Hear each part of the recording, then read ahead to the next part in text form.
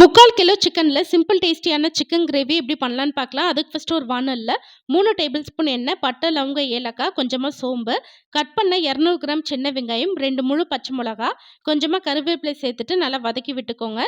இது கூடவே 1 table spoon இஞ்சி பூண்டு விழுது சேர்த்துட்டு நல்லா வதக்கி விட்டுக்கலாம். அடுத்து இதில் கட் பண்ண ஒரு சின்ன சைஸ் தக்காளி, 1/4 டீஸ்பூன் மஞ்சள் தூள், தேவையான உப்பு சேர்த்துட்டு நல்லா வதக்கி விட்டுக்கோங்க. தக்காளியை நல்லா வதங்கினோடனே கழுவி க்ளீன் பண்ணி வச்ச 3/4 கிலோ சிக்கன் சேர்த்துட்டு 1 நிமிஷம் லைட்டாக வதக்கி விட்டுட்டு இப்போ தேவையான மசாலா சேர்த்துக்கலாம். 2 ஸ்பூன் மல்லித்தூள், 1/2 ஸ்பூன் தனி மிளகாய் தூள், 1/2 ஸ்பூன் மிளகுத்தூள் சேர்த்துட்டு நல்லா கலந்து விட்டுக்கோங்க. இப்போ கிரேவிக்கு தேவையான தண்ணி சேர்க்கணும். அதுக்கு ஒரு 3லேருந்து 4 கப் அளவு தண்ணி சேர்த்துட்டு லாஸ்ட்டாக 1 ஸ்பூன் அளவு கரம் மசாலா அப்படி இல்லைன்னா சிக்கன் மசாலா சேர்த்துட்டு நல்லா கலந்து விட்டுக்கோங்க. அடுத்து இதை அப்படியே ஒரு மூடி போட்டுட்டு ஒரு 15 நிமிஷத்துக்கு சிக்கன் நல்லா வேக வச்சுக்கோங்க. இப்போ கிரேவி நல்லா திக்காயிடுச்சு. லாஸ்ட்டாக பொடியை கட் பண்ண கொத்தமல்லி சேர்த்துட்டு எல்லாத்தையும் நல்லா மிக்ஸ் பண்ணி விட்டுட்டு அடுப்பு ஆஃப் பண்ணிடுங்க. அவ்வளோதான், சிம்பிள் டேஸ்டியான சிக்கன் கிரேவி ரெடி. கண்டிப்பாக ட்ரை பண்ணி பாருங்கள். அடுத்த வீடியோவில் பார்க்கலாம்.